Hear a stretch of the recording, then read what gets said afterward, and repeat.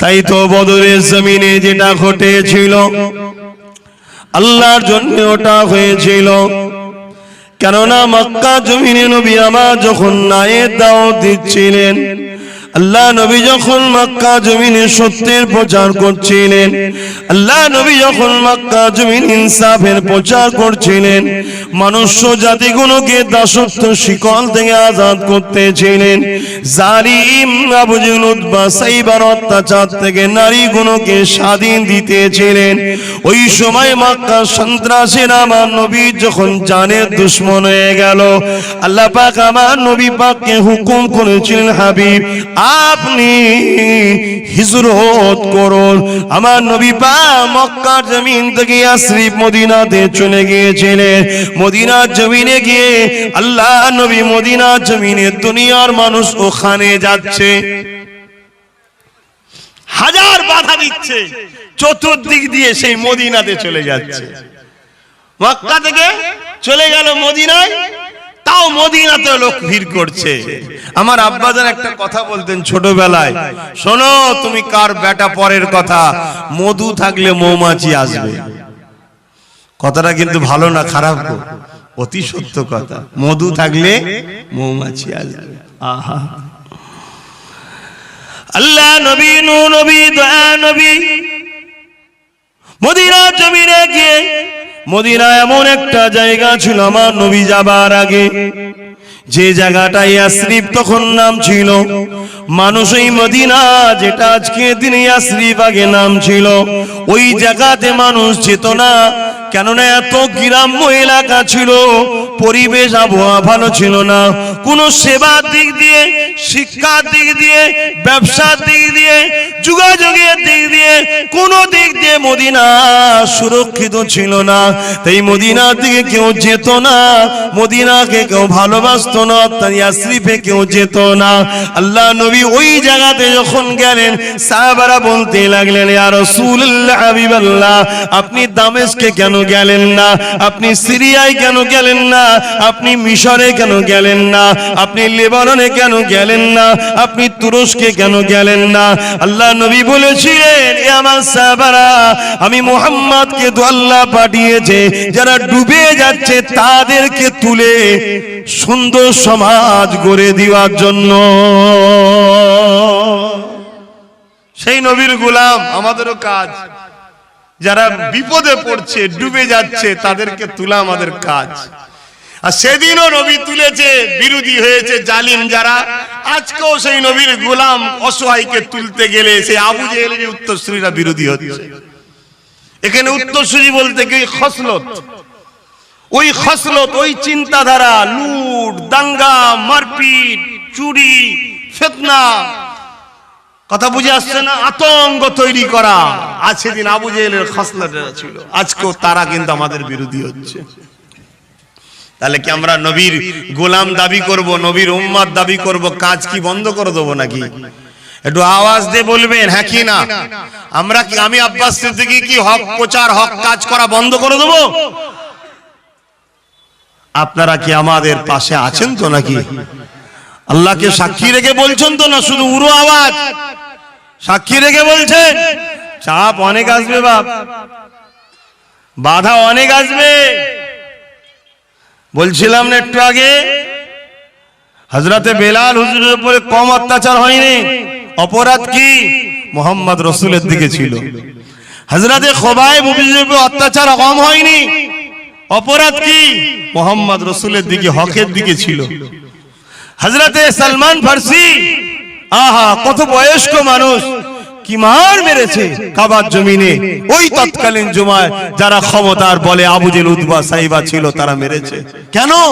মুহাম্মদকে ভালোবেসেছে। তাই আজ আমরা মুহাম্মদ রাসূলের গোলামদের সাথে করে নিয়ে মুহাম্মদ রাসূলের দ্বীনের পক্ষে থাকবো, আর আপনি ভাবছেন আপনার গায়ে গুড় দিয়ে চাটবে নাকি? কি গো, আমার কথা খারাপ লাগছে? কেন আমাকে ওয়াজ করতে কষ্ট হচ্ছে, বিশাল দম টানছে, কিন্তু তারপরও বলতে হবে। আপনারা বসে আছেন, কষ্ট হলেও বলছি আমি, আপনাদের কষ্ট হচ্ছে না তো? হ্যাঁ, কেন আপনাদের কষ্ট হলে দোয়া করতে হবে। কেন যাকে দিচ্ছি সে যদি নিতে না পারে, তাহলে তো ওভারফ্লো হয়ে যাবে না, বেকার হয়ে যাবে। একটা ট্যাঙ্কিতে আপনি পানি দিচ্ছেন, ট্যাঙ্কি ক্যাপাসিটি আর নাই, তাহলে কি হবে? পানিটা বৃথা হবে তো নাকি? আপনাদের ক্যাপাসিটির লোড আছে তো নাকি লিভার? যাক আলহামদুলিল্লাহ। কখনো কখনো ভাবি আল্লাহ আমার নবী পাক যে কথাগুলো বলে গেছে দাজ্জালের সময় হবে, আল্লাহ নবী বলেছেন 1400 হিজরি আমার উম্মতদের দেখতে যেন না হয়। আজকে 1400 পার হয়ে গেছে, 1500 আসবো। নবী বলেছেন আখরি জামানায় হাতে তালুতে আগুন রাখার থেকে ঈমান বাঁচানোটা বড় কষ্ট হবে। তাই কখনো কখনো ভাবি আজ আমার কওমের মানুষ নাই প্রকাশ্য দুশমনের মোকাবেলা করে দাঁড়িয়ে যাবে, কিন্তু এই কওমগুলোকে মিটাবার জন্য একদল সাধুরূপী শয়তান বেরিয়েছে, যারা জুব্বা লাগিয়ে মাথায় টুপি দিয়ে হুজুর সেজে, পীর সেজে, মুফতি মাওলানা বক্তা সেজে আমাদের ঘরে এমন ভাবে ষড়যন্ত্র করছে, আমাদের ঈমান বাঁচানো বড় মুশকিল।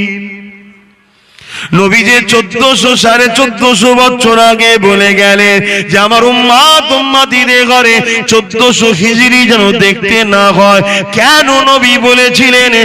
আজ কখনো কখনো ভাবি আল্লাহ আমি আব্বাস সিদ্দিকী কি হবে, আমি কি আমার ঈমানটাকে বাঁচাতে পারবো না অন্যায়ের কাজে মাথা নত করে দেব? এটা কখনো কখনো আমারও চিন্তা হয়। তাই আপনাদের নিয়ে বড় ভাবি যে সাধারণ মানুষকে তাহলে কি দশা হবে?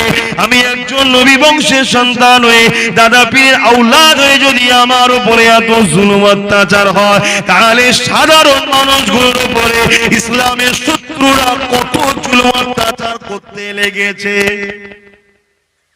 ভাবি কখনো কখনো।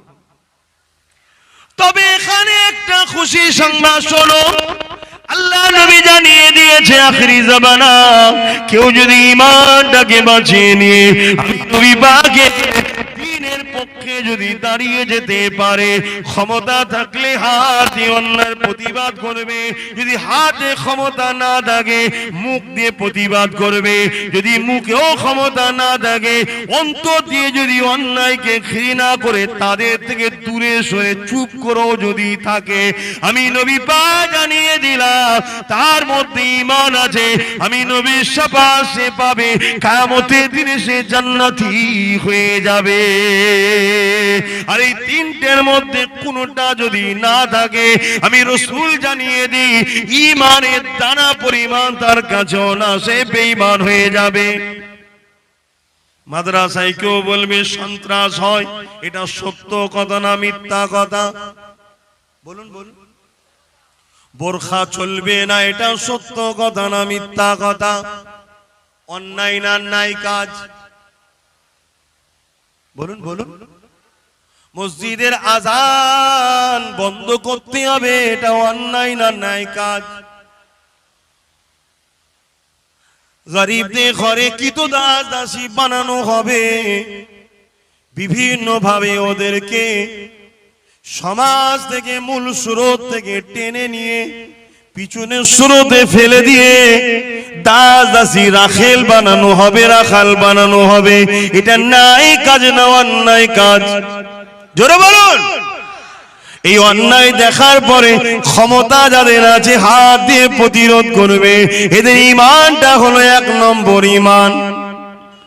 নবী বললেন এই অন্যায় কোন দেখার পরে যদি কেউ মুখ দিয়ে প্রতিবাদ করে এটা 2য় শ্রেণীর ঈমান। নবী বললেন এই অন্যায় কোন দেখার পরে হাত দিয়েও প্রতিবাদ করার ক্ষমতা নাই, মুখ দিয়েও প্রতিবাদ করার ক্ষমতা নাই, অন্তর থেকে যদি ঘৃণাটাও করে নিতে পারে, জানবে তার মধ্যে ঈমানটা রয়েছে, সে জান্নাতে অবশ্যই যাবে। কিন্তু আজ বড় আফসোস লাগে, আমার কওমের বড় বড় নাম করা বক্তা মনি সাহেব, পীর সাহেব সব অন্যায় দেখার পরও সেই অন্যায়ের প্রতিবাদ মুখ দিয়ে করেনি, হাত দিয়েও রোকেনে, অন্তর দিয়ে ঘৃণাও তো করেনে, উপরন্তু অন্যায়কারীদেরকে পাশে বসিয়ে সমাজে অ্যাড করে। তাহলে সমাজ কোথায় যাবে? আম মানুষগুলো কোথায় যাবে? রাসূলের কথা অনুযায়ী ঈমান বলে কিছু নাই, ঈমান বলে কিছু নাই যদি তিনটের মধ্যে কোনো একটা বৈশিষ্ট্য না পাওয়া যায়।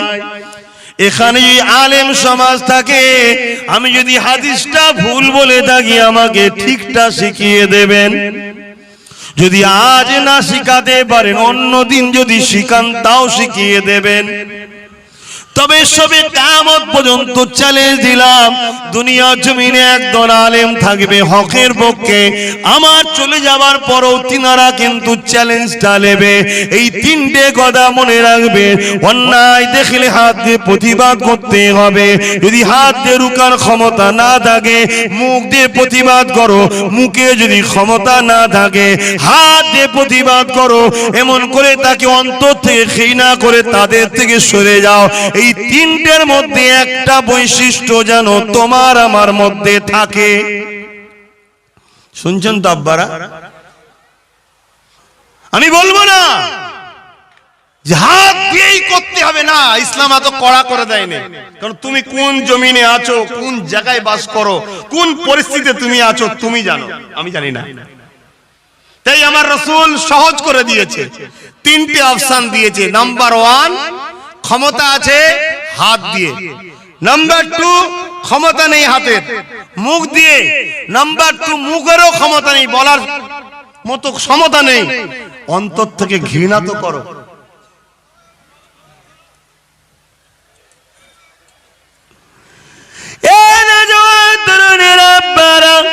অথচ মাদ্রাসাতে কি শিক্ষা দেওয়া হয়? মাদ্রাসায় শিক্ষা দেওয়া হয় আল্লাহর কোরআন, মাদ্রাসায় শিক্ষা দেওয়া হয় নবী মুস্তাফার জীবন হাদিস, নবী মুস্তাফার আদর্শ শিক্ষা দেওয়া হয়।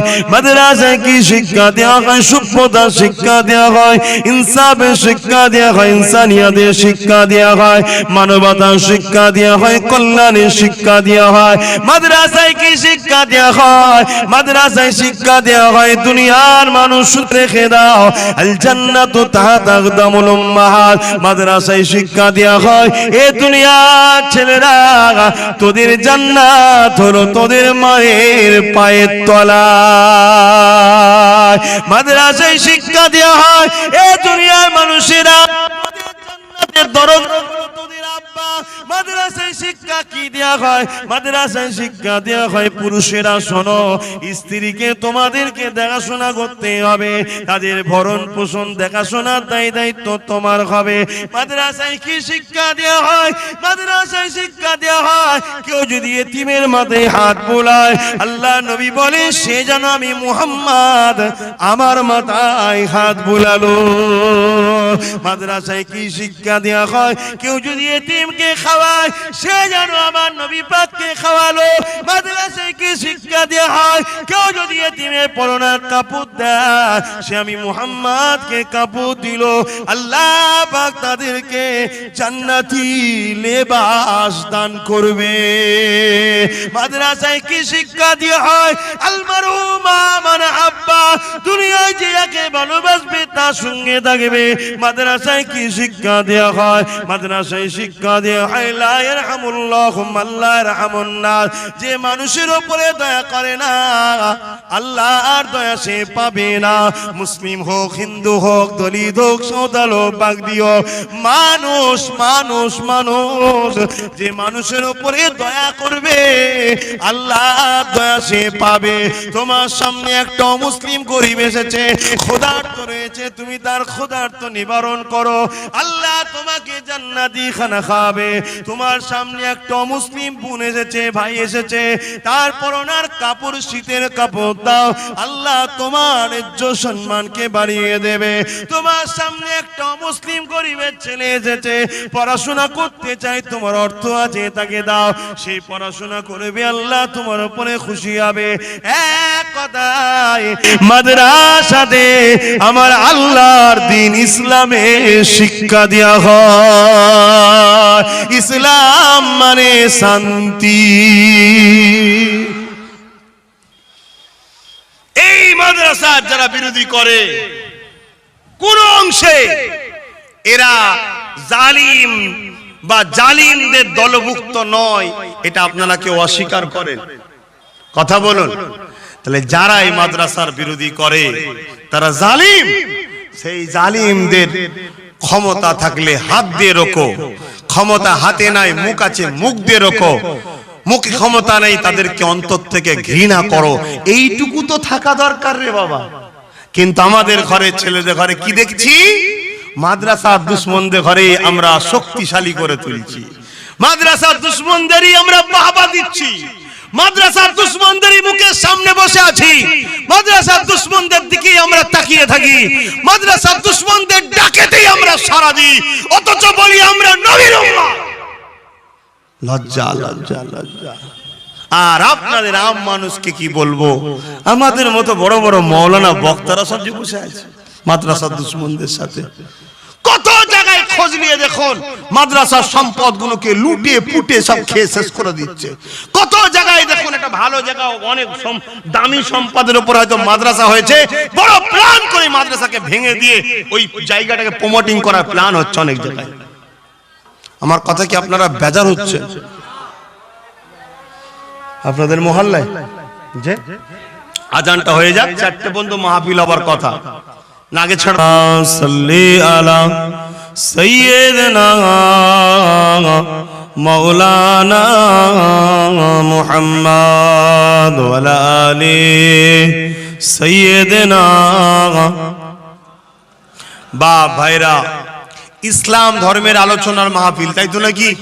তো মসজিদ মাদ্রাসা বাদ দিয়ে কি ইসলাম ধর্ম নাকি? তাহলে মসজিদ মাদ্রাসা কোরআন হাদিসের আলোচনা হবে না? হবে না। তাই মাদ্রাসার উপরে জুলুম হচ্ছে, এটা সত্য না মিথ্যা? মাদ্রাসাকে অবহেলা করা হচ্ছে না হয়নি? মাদ্রাসাকে বুলডোজার দিয়ে ভাঙা চক্রান্ত চলছে না চলেনি? বুলডোজার দিয়ে মাদ্রাসা ভাঙা হচ্ছে না হয়নি?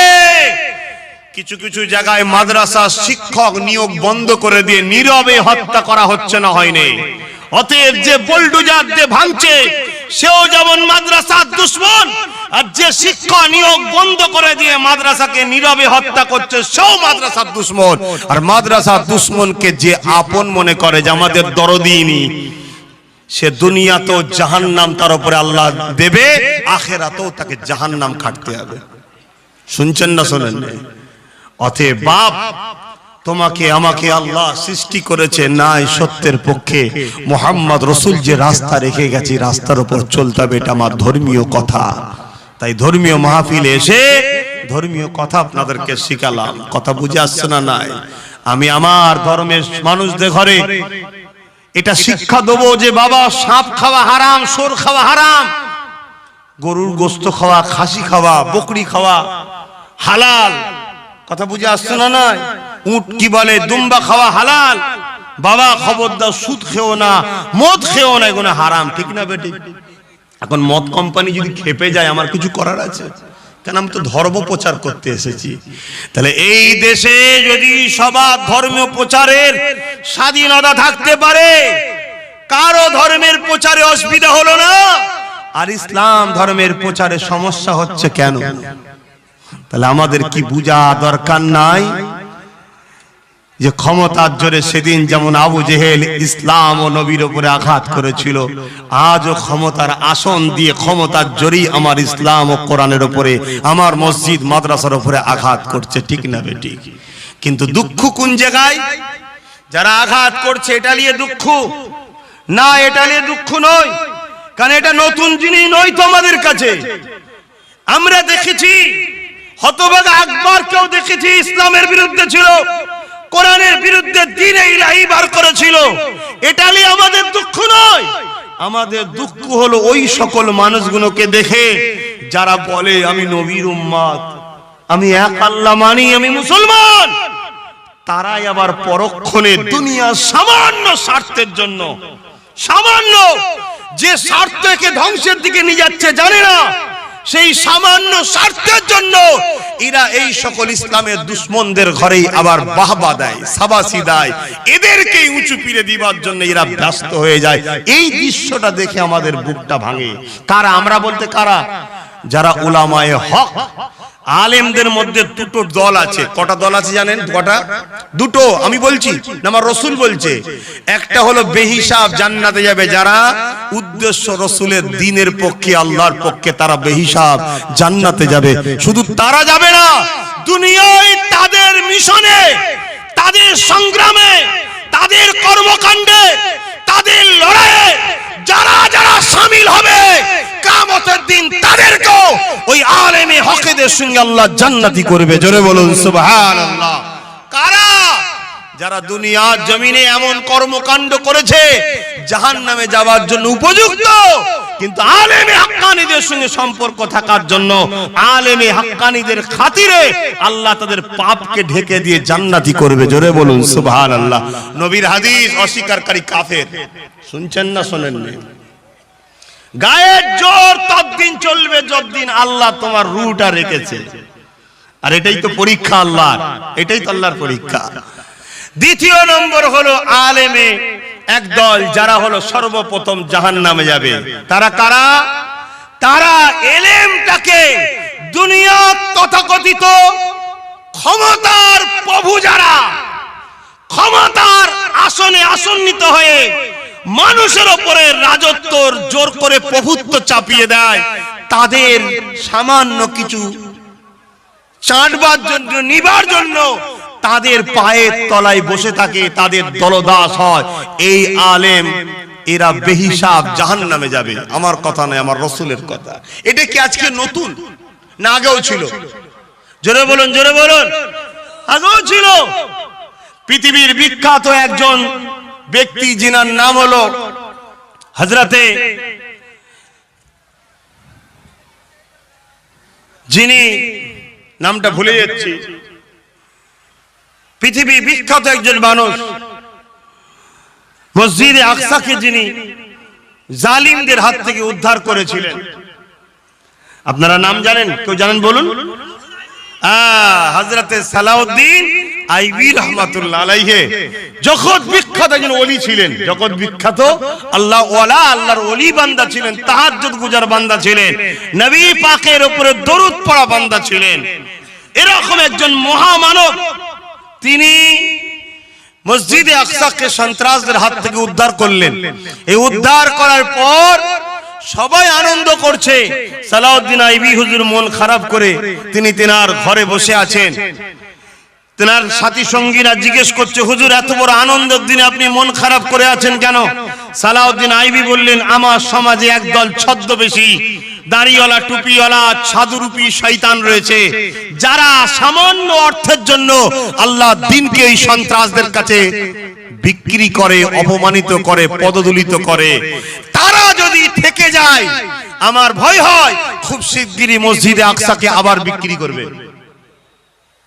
কথা বুঝে আসছে না? নাই এই কয়েকদিন আগে, এই মাসেরই একটা দিন চলে গেল, কয়েকদিন আগে আমার ভারতের আল্লাহর এক ঘর বেইনসাফ হলো, ইনসাফ পেল না। জানেন না? জানেন না? ওটা কি ভাবছেন এমনি নাকি? তথাকথিত এই দুনিয়াদার আজকের কিছু এই রকম আলেম সমাজ মুনাফেক আছে, তাদের জন্যই কিন্তু এই জিনিসটার ক্ষতি হয়েছে। তো সেই দিনেতে হযরতে সালাউদ্দিন আইবি হুজুর একটা টিম তৈরি করলেন। সেই টিম ছড়িয়ে দেওয়া হলো। তারা প্রতিটা মসজিদের ইমামদের কাছে যেতে লাগলো, মুফতিদের কাছে, আলেমদের কাছে, বড় বড় গদি দিয়ে খানকায় বসে আছে বড় বড় পীর সাহেব, বড় বড় পীর সাহেব, যার লাখ লাখ মুরিদ আছে, এরকম লোকের কাছে ছেড়ে দেওয়া হলো। হওয়ার পরে দেখা যাচ্ছে 3000 এমন আসামিকে ধরে এনেছে সৈন্যরা, ওই গোয়েন্দা ডিপার্টমেন্ট। কত? 3000। তার মধ্যে বড় বড় সব মুহাদ্দিস আছে, মুফাসসির আছে, বড় বড় পীর আছে, ফকি আছে, ইমাম আছে, দরবেশ সেজে ঘুরে বেড়ায়। এরকম 3000 কে কতল করলেন সালাউদ্দিন আইবি। কেন? যাদের বাইরেটা ছিল মুহাম্মদ রাসূলের, ভেতরটা ছিল আল্লাহর দ্বীনকে বিক্রি করার জন্য নবীর দ্বীনের দুশমনদের সঙ্গে মালপানি সওদা করত। তা আজকের দিনে এরকম আছে না? নাই। আজকে বেড়েছে না কমেছে? আপনাদের ঘরে একটু শক্ত হাতে বুঝে চলতে হবে। কেন? আমার নবী আজ মদিনার জমিনে তোমার আমার জন্য কাঁদছে, ইয়া রাব্বি হাবলি ইয়া উম্মতি, ইয়া উম্মতি, ইয়া উম্মতি করে কাঁদছে। নবী আজও তোমার আমার জন্য কাঁদছে, আল্লাহ আমার উম্মতদের কি হবে, উম্মতদের কি হবে। নবী চলে যাওয়ার সময় তিনটে জিনিস রেখে গেল, উম্মতদেরকে লক্ষ্য করে বলে গেল, উম্মতেরা এই তিনটেকে মজবুত করে ধরে রাখবি, দুনিয়াতেও তোদের অসুবিধা হবে না, আখিরাতে আমি নবীর শাফাআত পাবি। তিনটে কি? নাম্বার 1 কিতাবুল্লাহ, আল্লাহর কোরআন। নাম্বার 2 সুন্নতে রাসূলি, আমি নবী আমার সুন্নাত। 3 নম্বর হলো আহলে বাইতি, আমি নবী আমার পরিবার, আমার বংশধর, আমার খানদান। এই তিনটেকে ধর। যে নবী সারা জীবন তোমার আমার জন্য কেঁদেছে, আজও কাঁদছে রওজা মুবারকে, সেই নবীর দ্বীনের জন্য তোমাদের কাছে সময় আছে না নাই? সেই নবীর দ্বীনের ভেতরে সেজে যারা দুশ্মনী করছে, তাদের থেকে তোমাদের সম্পর্ক দূরত্ব করার সময় এসেছে না আসেনি? সেই নবীর দ্বীনকে যারা ক্ষতি করছে, তাদেরকে চিহ্নিত করার দরকার আছে না নয়? সেই নবীর দ্বীনকে যারা মিটাতে চাইছে, তাদের বিরুদ্ধে সংগ্রামের প্রয়োজন আছে না নয়? অতএব মনে রেখে দেবেন, আমি গুনাহগার, আমি বেঈমান নয়, আমি নামাজ কাজা করেছি, কিন্তু আমি রাসূলের নামাজকে অস্বীকার করিনি, ইসলামকে অস্বীকার করিনি। আমি মসজিদকে মিটাতে চাইনি, মিটানে ওয়ালাদের সাথ দিইনি। আমি দাড়ি চেঁচেছি, আমি গুনাহগার, কিন্তু রাসূলের দাড়ি সুন্নাত, এই সুন্নাতকে অস্বীকার করিনি। আমি গুনাহগার, বেঈমান নয়, কিন্তু নবীর দ্বীনকে যারা ক্ষতি করে, তাদের সঙ্গে এসি ঘরে হোক আর বাইরে হোক, গুজুর গুজুর করলে জানবে তুমি বেঈমান কাফের হয়ে পড়বে। কারণ আল্লাহ সব জায়গায় ছেড়ে দেয়। মুহাম্মদ রাসূলের গুস্তাখি যারা করে, তাদের সঙ্গে যারা মেশে, এদেরকে আল্লাহ ছাড়বে না। কোরআনে আল্লাহ নিজে ওয়াদা করেছে, হাবিব আমি আপনাকে কিয়ামতের দিনে কষ্ট দেব না। এমন একটা লোককে আপনি দেখতে পাবেন না যে জান্নাত যাচ্ছে, যে দুনিয়ায় আপনার বিরুদ্ধে খারাপ মন্তব্য রেখেছিল, আপনার সঙ্গে বুকস করেছিল, বা আপনার সঙ্গে যে খারাপ সম্পর্ক করেছিল, তার সঙ্গে বন্ধুত্ব রেখেছিল, এমন একটা লোক আমার জান্নাতে যাবে না। এটা আমি আমার কসম, আমার জাত পাকের শপথ দিচ্ছি, আল্লাহ কোরআনে নিজে ঘোষণা দিচ্ছে। অতএব আল্লাহ তার হাবিবকে কত ভালোবাসে চিন্তা করো। তাই আপনাদেরকে বাঁচাবার স্বার্থে দম টেনে বার করে নিচ্ছে মাইক, তারপর আপনাদেরকে বুঝাচ্ছি। জানতে পারছি না আওয়াজ পৌঁছাচ্ছে কিনা। আওয়াজ যাচ্ছে আপনাদের কাছে? কথা আমার বুঝছেন মাইকের আওয়াজে? আমি কি বলেছি বুঝতে পারছেন? অতএব বাপ, হুজুর তুমি শুধু নামাজ পড়ো, তাসবিহ পড়ো, এটা এর নাম ইসলাম নয়। ইসলাম একটা কমপ্লিট নাই সত্যের উপরে জীবন করার নাম ইসলাম। জোরে বলুন সুবহানাল্লাহ। তাই আমার ডিউটি, আমার দায়িত্ব, আমার নবীর বাণীকে আপনাদের কাছে পৌঁছে দেয়া। আপনারা যে যে আমার পিছনে দাঁড়াবেন, তাদের ঘরে নিয়ে রাসূলের রাস্তায় চলা। কেউ যদি নাও আসে, একাই চলবো, একাই চলবো, এটা আমার ডিউটি, এটা আমাকে চলতে হবে, না হয় আমাকেও জাহান্নামে যেতে হবে। পীরের বেটা বলে আল্লাহ ছেড়ে দেবে এমন কোন শরীয়ত নাই। শুনছেন না শোনেননি? তাই আপনারা যদি মনে হয় যে আব্বাস সিদ্দিকী রাসূলের পক্ষে, হকের পক্ষে, ইনসাফের পক্ষে, মানবতার পক্ষে, কল্যাণের পক্ষে, সে দালাল নয়, বিক্রি হয়নি, চোর নয়, ইসলামের দুশমন নয়, মানুষ জাতির ক্ষতি চাই না, তাহলে আপনাদের জন্য জরুরি আব্বাস সিদ্দিকীর নেতৃত্ব মেনে নিতে হবে। অর্থাৎ তিনি কোরআন সুন্নাহ অনুযায়ী রাস্তা দেখাচ্ছে, ওই রাস্তা মেনে নিতে হবে। কেন রাসূল বলেছেন কিয়ামতের শেষ দিন পর্যন্ত কুরাইশের হাতে ঝান্ডা থাকবে। আলহামদুলিল্লাহ, কুরাইশ বংশের বাচ্চা আপনাদেরকে দাওয়াত দিলাম, আমার সাথে ছিলেন, আছেন। যতদিন আমি হকের পক্ষে থাকব, আল্লাহ যেন মৃত্যু পর্যন্ত রাখে, বলুন আমিন। ততদিন আপনারা আমার সাথে জুড়ে থাকবেন। আল্লাহকে সাক্ষী রেখে বলছেন, এ হাত তুলে রাখুন, হাত নামাবেন না। এ হাত আমি কি দেখতে পাচ্ছি? কে কটাকে চিনি বলেন না, দেখতে পাচ্ছি, কিন্তু আপনারা কাকে সাক্ষী রাখছেন? জোরে বলুন, কাকে সাক্ষী রাখছেন? কাকে সাক্ষী রাখছেন? হাত নাবান। কাল যদি আমার মতো একজন কেউ এসে বলে হাত তুলে বলো আব্বাস সিদ্দিকীর বিরুদ্ধে, বা সেখানে হাত তুলবেন তো নাকি? সব থেকে উত্তম আজকে একটা কথা বলে যাচ্ছি, বাপ, এটা শরিয়াতেরই কথা। ভালোবাসো সবাইকে, মানো একজনকে। ভালোবাসো সবাইকে, মানো একজনকে। কটা ইমাম আমাদের? বলুন বলুন বলুন। মানি কটাকে আর ভালোবাসি কটাকে? চারটাকে। অতএব বাপ, আপনারা আম মানুষ, আপনারা কোনো মুফতি, কোনো মৌলানা, কোনো ইমাম, কোনো পীর সাহেব, কোনো পীরজাদাদের সমালোচনা করবেন না। যদি আমাকে ভালোবেসে থাকেন, আমার সঙ্গে আসুন, আমার সঙ্গে উঠুন। আমি ডায়ে, আপনি ডায়ে, আমি বাঁয়ে, আপনি বাঁয়ে, আমি সামনে, আপনি সামনে, আমি পিছনে, আপনি পিছনে, যেদিকে আমি সেদিকে আপনি। এইভাবে যদি ভালোবাসতে পারেন, আমার সঙ্গে জুড়ে থাকুন। বাকি কারো কাছে যেতেও হবে না, ভালোবাসা দেখাতেও হবে না, আর সমালোচনাও করতে হবে না। কেন? আপনারা আম মানুষ। কি গো বাবা, আমি কি আপনাদেরকে ভুল শিখাচ্ছি মনে হচ্ছে? একটু আওয়াজ দিয়ে বলবেন। যদি কেউ বলেন যে হ্যাঁ শিখাচ্ছেন, ওটাও একটু জোরে বলুন, অসুবিধা নেই। আমি কি আপনাদেরকে ভুল শিখাচ্ছি? কেন বাপ? আপনারা আম মানুষ, খেটে খান, খেটে খান। ছোট মেমোরি, বুঝতে পারছেন না সমাজে কি চলছে, কি চলছে বুঝতে পারবেন না। লোহা কিন্তু খুব শক্তিশালী জিনিস, লোহা খুব মজবুত জিনিস, লোহা অনেক পাওয়ারফুল জিনিস, কিন্তু লোহার কোনো দিন ক্ষমতা নাই। কোন জিনিসকে ক্ষতি করতে পারে, কোন জিনিসকে কাটতে পারে, কোন জিনিসকে কিছু করতে পারে, ক্ষমতা আছে লোহার। কিন্তু ওই লোহায় আবার বিরাট ক্ষমতাশালী হবে যখন ওর পিছনে একটা বাঁট দেওয়া হবে। কথা বুঝছেন না, বোঝেন না? তাহলে এই কম ভালো তারে বোঝো, কখনোই আমাদের ক্ষতি করার ক্ষমতা নাই। যারা প্রকাশ্য আবু জেল উদবা সাইবার মতো, তাদের ক্ষমতা নাই। কিন্তু যখন ওই আবু জেল উদবা সাইবার পিছনে একটা আমাদেরই কেউ বাঁট হয়ে দাঁড়াবে, তখন কিন্তু আমাদের বিশাল ক্ষতি করবে। তাই আপনাদেরকে এটা বলার দায়িত্ব ছিল, বলে গেলাম। তবে আল্লাহ মাফ করুক, আল্লাহ মাফ করুক। আমরা মিডিয়াতে শুনি নিম্নচাপ উঠছে, অমুক দিনে অমুক সাইক্লোন আসবে, অমুক আমফান আসবে, বুলবুল আসবে, কি কমনে সব শুনছি। কথা বুঝছেন না, বোঝেন না? আরে এর থেকেও মারাত্মক বিপদ আপনাদের কাছে আসছে, সেই নিম্নচাপটা দেখা যাচ্ছে। আপনি আপনার চোখে দেখতে পাননি। যেমন মিডিয়া খবর দিলে বোঝা যায় আরব সাগর থেকে একটা নিম্নচাপ উঠেছে, সাইক্লোন উঠেছে, দুদিন পর পশ্চিম বাংলায় আসবে, তারপর আমরা জানতে পারি, ঠিক না বেঠিক? আপনি কি দেখতে পান? তাদের মেশিন লাগানো আছে, তারা দেখতে পায়।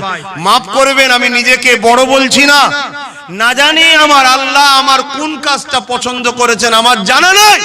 তবে আমার আল্লাহ আমাকে যতটুকু দেখিয়েছে, ওই দেখানোতে আমি উপভোগ করছি, আমি দেখতে পাচ্ছি আগামী 1.5-2 বছরের মধ্যে আপনাদের উপরে যে সাইক্লোন হামলা আসছে, আপনারা দিশেহারা হয়ে যাবেন। মাফ করবেন, আমি দেখতে পাচ্ছি আপনাদের মা বোনদের সঙ্গে কি হবে, আমি দেখতে পাচ্ছি আপনাদের উপরে কি অত্যাচার নামবে। এটা আমাকে আল্লাহ দেখাচ্ছে। যেমন আপনি দেখেননি একজন সাধারণ একটা লোক টিভিতে বলল, আবহাওয়া দপ্তরের লোক, আপনি তার কথা বিশ্বাস করলে রেডি হয়ে গেলেন। আরে নবী বংশের একটা বাচ্চা বলছে, বিশ্বাস কেন হচ্ছে না? কেন বিশ্বাস হচ্ছে না? আপনারা কি চোখের সামনে দেখতে পাচ্ছেন না? যা জানটাকে এত ঘৃণা করে কেন?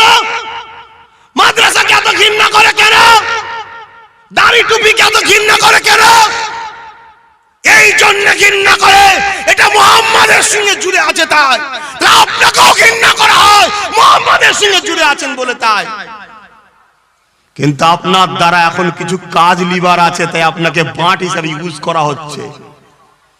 যখন প্রয়োজন হয়ে যাবে, ওই লোহাটারও প্রয়োজন নেই আর বাঁটটারও প্রয়োজন নেই, টেনে ফেলে দেবে। লোহা জং খাবে, বাঁটে ডেমক খাবে। আমিও এসব কথা না বলে দুটো কথা বলে চলে যেতে পারতাম, কিন্তু কিয়ামতের দিন আল্লাহর কাছে ধরা পড়তে হবে আমাকে। তোকে আমি জানিয়েছিলাম, তোকে আমি দেখিয়েছিলাম, কেন তুই সমাজটাকে সজাগ করলি না? কে পরিবর্তন হবে না হবে সেটা আমি বুঝে নেব, তুই কেন সজাগ করলি না? তাই আমি বলে যাই, ইসলামকে ঘৃণা যারা করে, ইসলামকে অপছন্দ যারা করে, তারা ইসলামের ঘরে সন্তানদের ঘরেই অপছন্দ করে। তুমি যতই মডার্ন সাজতে চাও, এই ভারতবর্ষে রিসেন্ট ঘটে গেল না, একজন কোরআনের বিরুদ্ধে কেস করেছিল, জানেন না? জানেন না? শত শেষে সে ইসলাম থেকে বেরিয়ে গেল, শত শেষে কি হলো, বেরিয়ে যাওয়ার পরও তার মর্যাদা পেল না। কেন? তার কোন একটা দিন ইসলামের সঙ্গে সম্পর্ক ছিল, তাই বেরিয়ে যাওয়ার পরও তার আশ্রয় নেই। তুমি কি ভাবছো আমি নামাজও ছেড়ে দেবো, রোজাও ছেড়ে দেবো, মডার্ন হয়ে যাবো? আরে বাঁচতে পারবে না, বাঁচতে পারবে না, তোমাকে ঘৃণা করা হবে। তোমার চোখের সামনে তো প্রমাণ হলো, জানেন না একজন বেরিয়ে গেছে ইসলাম থেকে। খবর রাখো না রাখো নি? মোবাইল গুনলে কি করো?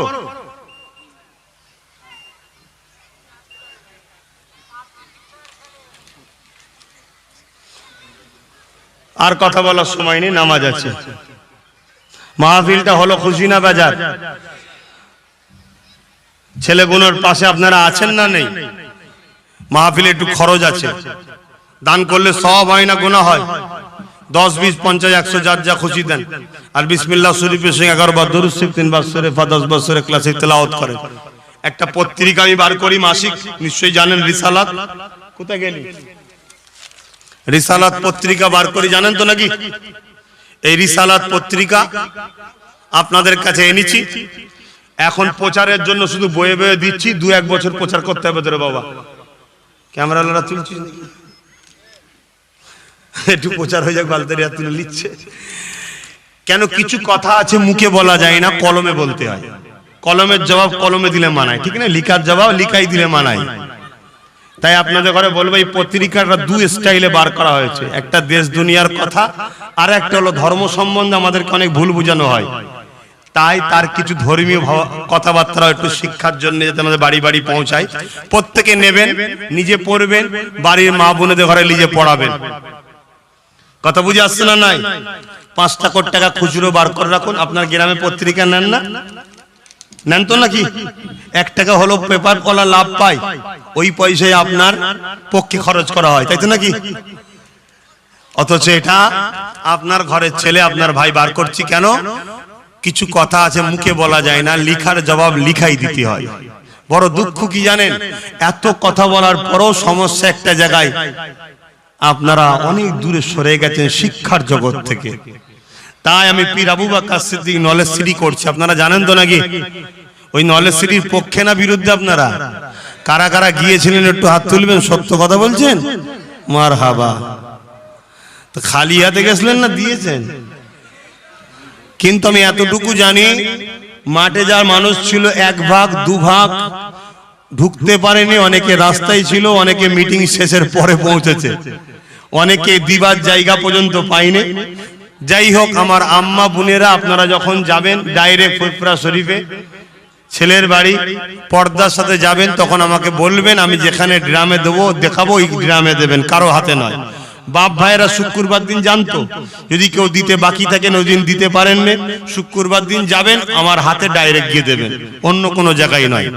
নলেজ সিটি বা আমার সংগঠনের কোনো কালেকশন আমভাবে কাউকে করার দায়িত্ব দেওয়া নেই। অনেকে ওয়াদা করেছিল আমি এত টাকা দেবো, এত টাকা দেবো, সব শুনেছেন না? 4 আনা পয়সা দেয়নি। কথা বুঝে আসছে তো নাকি? অনেকে ওয়াদা করেছিল আগে, 4 আনা পয়সা এখনো দেয়নি, পরে দেবে কি আমি জানি না। যেদিন দেবে সেদিন বলবো হ্যাঁ দিয়েছে, এখন বলে যাচ্ছি দেয় না। তা আপনারা এই যে হাত তুলেছিলেন, আপনারা দিয়েছেন কি দেননি আপনারা জানেন, আল্লাহ জানে। আচ্ছা, অনেকে ভাবতে পারেন 100 টাকায় কি হবে বলুন তো, আজকের দিনে কিছু হবে? কিন্তু তারপরেও কেন বলা হয়? যাতে ধনী গরিব সবাই পীরের নলেজ সিটে শরীক হতে পারে, এজন্য সবাইকে আমি সুযোগ করিয়ে দিয়েছি। বাপ, আপনার 100 টাকায় আর একটা ইটে কিচ্ছু হবে না আজকের দিনে, এটা মনে রাখবেন। তো যাই হোক, আপনারা ওই পত্রিকাটা নেন, আর এই মাহফিলের জন্য যা যা খুশি একটু শরীক হন। কি বলছো?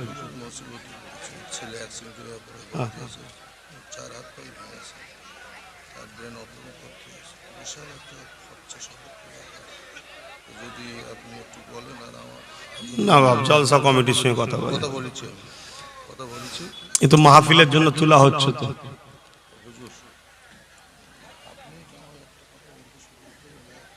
বাপ, আমি এক্ষুনি দোয়া করছি, তারপরে বলবেন। খুনি কোথায় গেল কালেকশন? ছেলেগুলো কোথায় গেল? কমিটির ছেলেগুলো কই? বাপ দিচ্ছেন তো যার যা খুশি এই মাহফিলের জন্য। বাপ কি জন্য দিচ্ছেন? মাহফিলের জন্য।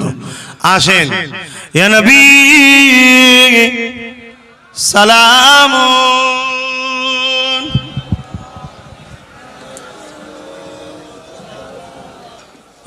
طلع البدر علينا من شنيعة الوداع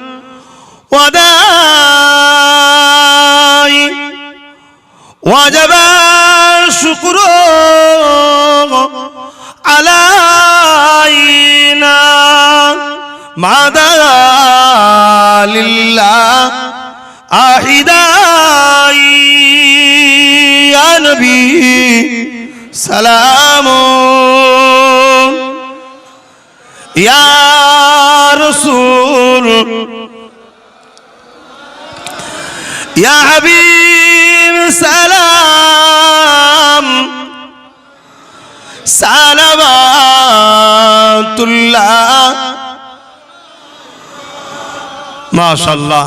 নামাজের দিকে খেয়াল করে সংক্ষেপ করছি, আসুন একটু দোয়া করে দিই, একটু কষ্ট করে বসুন, এক্ষুনি দোয়া হবে। যে যা পড়েছেন আমাকে হাওলা করুন, সকলে তওবা করুন। বিসমিল্লাহির রহমানির রহিম। আল্লাহ তাআলা আমি জানা অজানা ইচ্ছা ও ইচ্ছা সকল গুনাহ হইতে তওবা করিতেছি। আস্তাগফিরুল্লাহ রাব্বি মিন কুল্লি যামবি ওয়া আতুবু ইলাইহি। আশহাদু আল্লা ইলাহা ইল্লাল্লাহু ওয়াহদাহু লা শারীকা লাহু ওয়া আশহাদু আন্না মুহাম্মাদান আবদুহু ওয়া রাসূলুহু। লা ইলাহা ইল্লাল্লাহ মুহাম্মাদুর রাসূলুল্লাহ সাল্লাল্লাহু আলাইহি ওয়াসাল্লাম। আমার এই চাচাজি দাঁড়িয়ে আছে, পরিচয় অনেক আগে থেকে মুখ চিনা আছে। আল্লাহর হুকুম, তিনার বাচ্চা অ্যাক্সিডেন্ট করেছে, আল্লাহ তিনার বাচ্চাকে সুস্থ করে দেন, বলুন আল্লাহুম্মা আমিন। সুস্থতার জন্য কিছু ওসিলার দরকার আছে না নাই? কি ওসিলা? চিকিৎসা।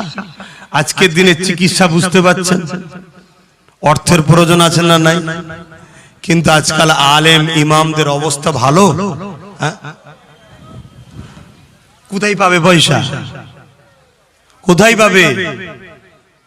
তাহলে এই যে আজকে আলেমগুলো নামাজের মুসাল্লায় পড়ে কাঁদবে, এই কমের উপরে একটা আলেমদের বদদোয়া আছে না নাই? এই বদদোয়াটা লাগবে। তো যাক, বেশি কিছু বলবো না, বললে তো আব্বাস সিদ্দিকী খারাপ হয়ে যাবে। অনেক কিছু ভেবে চিন্তেই আব্বাস সিদ্দিকী কিন্তু অনেক কিছু বলে, অনেক কিছু ভেবে চিনতে বলে। কথা বুঝে আসছে? আমার কাছে এখন একটা জিনিসই আছে, দোয়া। অন্য কিছু আমার কাছে নাই, দোয়া করি। তবে হ্যাঁ, এইসব ভেবে চিন্তেও আমি নলেজ সিডিও তৈরি করছি। আল্লাহ যদি কখনো কামিয়াবি করেন, যদি আজ আমার থাকতো, বলতাম বাবা আপনি পাঠিয়ে দেন, আমি আমার পক্ষ থেকে আপনার বাচ্চাকে ফ্রি চিকিৎসা করে দেবো। কারণ আপনি আলেম মানুষ, আপনার সমাজে অনেক অবদান আছে দিনের। আমার তো তৈরি হচ্ছে, সবে মাতৃশিশুর করলাম, এখন এবারে এডুকেশনটা প্রথম শুরু করব। নিশ্চয়ই শুনেছেন ওদিন শিক্ষা প্রতিষ্ঠানটা প্রথম করব, কি করতে পারি? তো যাক, বাবাজি কিছু হয়তো বলবে আপনাদের কাছে, একটু শুনবেন, একটু শুনবেন। আমি কাউকে ছোট করছি না আর কাউকে বড় করছি না। ঘা খেয়ে খেয়ে বাপ এমন জায়গায় পৌঁছে গেছি, নিজের দাঁতকে আর বিশ্বাস করতে পারছি না, কখন না জিভকে কামড়ে লাই। তাই আমি দোয়া করে দেবো, তারপরে বাপ বলবে। কি বলবেন আমি জানি না, আপনারা যদি শুনবেন। নামাজের জন্য আমি একদম ছোট করছি, ছোট করে একটু দোয়া করব। মুসাফির হালে আসি, আমি নামাজটা এখানেই পড়ে নেব। আপনারা আশপাশে কোথায় পড়ার জায়গা মসজিদ আছে নিশ্চয়ই এলাকার মানুষ জানেন। এখনো প্রায় 40 মিনিটের কাছাকাছি ওয়াক্ত আছে, নামাজ পড়ে নেবেন, ভুল করবেন না। এভাবে অনেক উলামাদের ঘরে আমি দেখেছি, অনেক উলামাদের ঘরে দেখেছি। তবে হ্যাঁ, এটা বলি, অহংকার করছে এসব কথা বলা যায় না। কিছু মানুষ যখন উলামাদের মধ্যে মুসিবতে পড়েছিল, অনেকে আমার কাছে গিয়েছিল, তাদের অনেকের পাশে কিন্তু আমি দাঁড়িয়েছি, আজও দাঁড়াই। কিন্তু সবার পাশে আমি দাঁড়াতে পারিনি। কিছু বাধ্যবাধকতা আমার থাকে, কেন আমার একটা পরিবার আছে, আমার একটা পরিবার, বোঝেন তো, টিম, একটা টিম আছে, একটা রিজুলিউশন আছে আমার। ওই রিজুলিউশনের বাইরে গিয়ে আমি কোনো কাজ করতে পারি না। কেন আমি করলে আমার এই সুন্দর সংসারটা অনেক কষ্ট করে গড়ছি, ভেঙে যাবে। কথা বুঝে আসছে? কিন্তু দুঃখ লাগে ওই সকল মানুষগুলোকে দেখে যে নিজেদের বাচ্চাদের ভবিষ্যৎটা নিজেরাই ভাবছে না, যে আমরা কোথায় কোথায় আমরা। একটা যদি আল্লাহ না করুক বড় বিমার হয়ে যায়, তার চিকিৎসা করার মতো আজকের দিনে একটা ইমাম মলি সাহেব লাখে মনে হয় একটা দুটো হয়তো জমিদার ঘরের ছেলে হলে হতে পারে, বাকি নাই, দিশেহারা হয়ে যাবে। আর এটা কিন্তু একদিনে হয়নি, বড় প্ল্যান করে তৈরি করা হচ্ছে।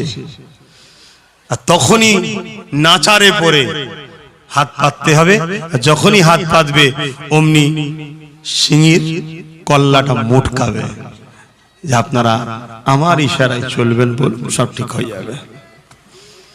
বেশি আর বলতে পারছি না। এরপরও যদি আমার বাপ কষ্ট পান, ক্ষমার নজরে দেখবেন। শুনছেন তো আমার কথা? ক্ষমার নজরে দেখবেন। যদি কষ্ট পান, আপনারাও যদি আমার কথায় কেউ কষ্ট পান, ক্ষমার নজরে দেখবেন। এর চেয়ে বেশি কিছু বলতে পারলাম না। আল্লাহ আমাদেরকে বুঝার তৌফিক দেন, বোন আল্লাহুম্মা আমিন।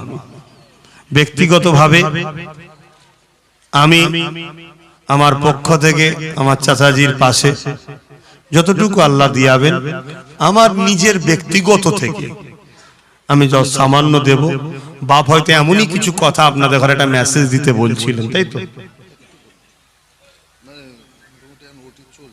না? এই ধরনের কেউ হেল্প করার কথাই বলছেন। যদি আপনারা কেউ হেল্প করতে চান, চাচাজির সাথে পাশে দাঁড়াবেন। আপনার এলাকারই তো উলামা, কিন্তু চিনি, দেখবেন। আমার ব্যক্তিগত থেকে আমি যত সামান্য যতটুকু পারবো দোয়ার পর আমিও চাচাজির হাতে শরীক হব। কেন বিপদ কার কখন আসে কে জানে। আল্লাহ আমাদের সকলকে বুঝার তৌফিক দেন, আল্লাহুম্মা আমিন। সর্বপ্রথম দোয়া চাই, আল্লাহ আপনার এই আলেম বান্দাটার সন্তানটাকে আপনি সুস্থ দান করুন আল্লাহ।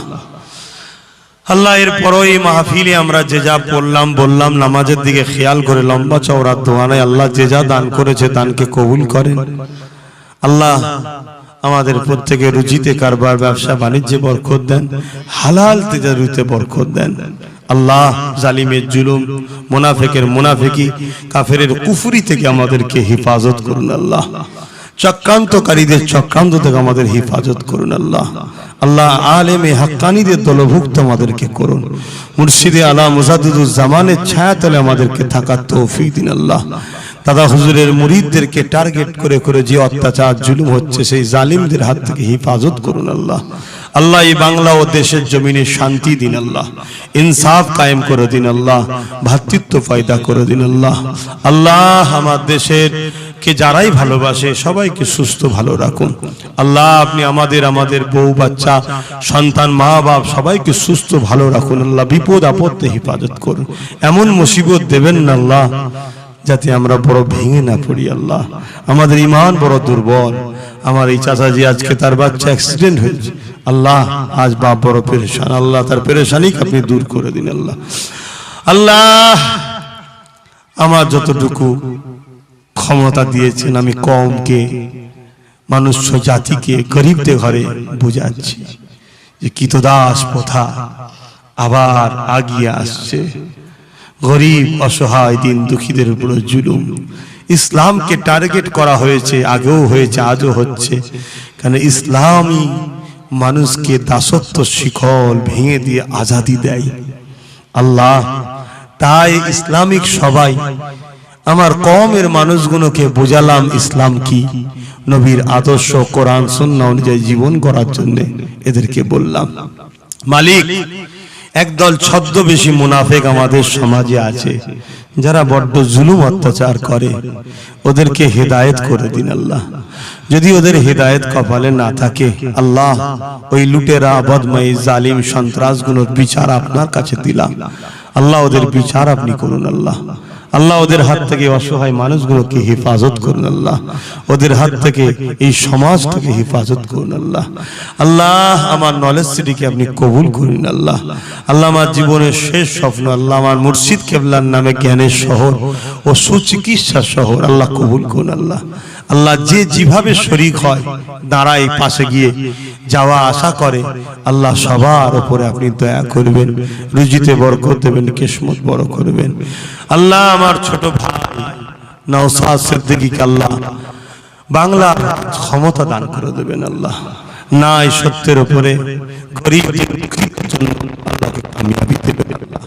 আরো যারা রাজনীতি করছে বিভিন্ন দলে পথে তাদের মধ্যে যদি কেউ ভালো মানব প্রেমিক দেশপ্রেমিক থাকে তাদেরকেও সুস্থ ভালো রাখুন, কিন্তু যারা লুটেরা বদমাই জুলুম মানুষকে হুমকি চুমকি দেয় আল্লাহ তাদের হাত থেকে নিরীহ মানুষগুলোকে হেফাজত করুন, তাদের নাম নিশানাকে আপনি মিটিয়ে দিন আল্লাহ।